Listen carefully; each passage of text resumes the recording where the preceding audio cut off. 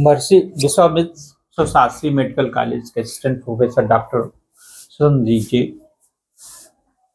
वर्तमान समय में आजकल वायरल फीवर और टाइफाइड के मरीज बहुत ज्यादा प्रकोप फैल गया है जी।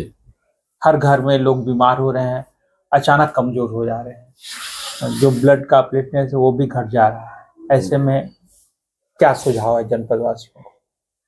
नमस्कार सभी लोगों को। आपका क्वेश्चन बहुत अच्छा है। इस समय जो परिवेश चल रहा है, इस समय वायरल फीवर और टाइफाइड फीवर दोनों काफ़ी तेज़ी से फैली हुई हैं। दिन भर अगर हम लोग 80-90 मरीज देखा जाए तो उसमें से 30-40% टाइफाइड के ही आ रहे हैं। इसका सबसे बड़ा कारण है बाहर चीज़ों का, सड़े गले चीज़ों का फेंकना और खुले हुए पदार्थों का बाहर मार्केट में खाना। रही बात फीवर, लोगों को क्या क्या है कि सभी ने समझ लिया कि पैरासीटामोल फीवर दवा खाने से फीवर उतर जाता है। एग्जैक्ट कॉज न जान के पैरासीटामोल भी खाने से आप एक तरीके से इंटरिक फीवर को बढ़ावा दे रहे हैं। इससे आंतों में सूजन भी हो सकती है और ये वाटरबॉर्न डिजीज है, वेक्टरबॉर्न डिजीज है। ये सब मक्खी मच्छरों के फैलने की वजह से ही होता है। तो इनका बचाव, रोकथाम है, बचाव करें और समय समय से अपनी जांच कराते रहे, इन्वेस्टिगेशन कराते रहे, डॉक्टर से मिलते रहे। जैसे अचानक आदमी कमजोर हो जा रहा है और प्लेटलेट वो कम हो जा रहे हैं जी, तो इसके क्या लक्षण है कि जैसे उसको टाइफाइड हो गया, वो कैसे पता चलेगा? ये देखिए कहना बड़ा मुश्किल चीज़ है कि इनको डेंगू है, इनको टाइफाइड है, देख के बताना बहुत मुश्किल है। हाँ, लेकिन जैसे डेंगू वगैरह जिनको हो गया उनको मल्टीपल जॉइंट्स पेन होंगे, हाई ग्रेड फीवर होगा और पीछे कफ मसल में इनको काफ़ी दर्द होगा, तो ये डेंगू के लक्षण है। आजकल डेंगू फैला हुआ भी है, सभी आप सभी जानते हैं।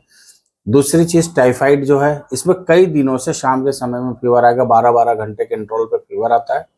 ये फीवर कंटिन्यूअस बना रहता है और उसके बाद पेशेंट जब पैरासीटामोल खाते हैं धीरे धीरे उतरता है, उसके बाद फिर से पुनः ये चढ़ जाता है और कभी कभी ये अपना सीवियरिटी फॉर्म ले लेता है। तो इसका ब्लड इन्वेस्टिगेशन टाइफाइड हम लोग कराते हैं, आईजीएम और आईजीजी अगर पॉजिटिव आ गए तो टाइफाइड है। गाँव में लोग विडाल कराते हैं, यूजली विडाल लगभग सभी लोगों का पॉजिटिव आता है क्योंकि यह क्यूमिनिक आता है। तो जनपद के लोगों को ये सुझाव कि मतलब झोला छाप डॉक्टरों के पास न जाए और ये प्रॉपरली जांच कराकर ही दवा कराएं। जी हाँ, ये आपकी बात सही है कि प्रॉपरली जांच करा के ही दवा लें, क्योंकि जांच कराने से एक सही दिशा मिलती है। जैसे हमें अगर यहाँ से बनारस जाना है तो हमको दिशा पता होनी चाहिए, किस दिशा में निकले तो बनारस का रास्ता। उसी तरीके से इन्वेस्टिगेशन एक ऐसी चीज है जिससे पता चल जाएगा कि रोग क्या चीज है। अभी जैसे हमारे पास 2 दिन पहले एक पेशेंट है, हीमोग्लोबिन उनका काफी कम था, टीएलसी बढ़ा हुआ था, तो हम लोगों ने बताया, उम्र भी ज्यादा था, बोला गया कि नहीं ये मोस्ट प्रोबेबली कैंसर के लक्षण है। तो उनके घर वाले बोले कि नहीं नहीं ये तो नॉर्मल वीकनेस है, कमजोरी है। लेकिन जब जांच कराया, घर वालों ने कराया, बहुत कोऑपरेट किया और आज उनको कैंसर पॉजिटिव हुआ। तो ये चीजें देखिए इन्वेस्टिगेशन से ही आता है और ये हम लोग तभी कर पाएंगे जब हमारे साथ हमारे पेशेंट या पेशेंट पार्टी हमारे साथ कोऑपरेट करेंगे। अदरवाइज तो भाई दवाइयाँ तो भी देनी है और वैसे भी देनी दे दिया जाता है। तो ये मानना है कि मेडिकल से या अन्य जगह से न ले दवा, प्रॉपरली जांच कराकर ही। जी हाँ, आप देखिए किसी भी क्वेक वगैरह से अगर आप दवा लेते हैं तो ये आपके लिए ही नुकसानदायक है। आप पढ़े लिखे किसी भी डॉक्टर से लेंगे, वो आपको कुछ चीजें समझेगा, क्योंकि हर दवाओं का फायदा और नुकसान भी होता है। निसंदेह अगर आप कहीं दूर रह रहे हैं, अगर आपके पास कोई नहीं मिल रहा है तो आपकी मजबूरी है कि आप उनसे संपर्क करेंगे। बशर्ते अगर आपके पास इतना अच्छा मेडिकल कॉलेज है जहाँ पे 24 घंटा जांच होती है, 24/7 इनकी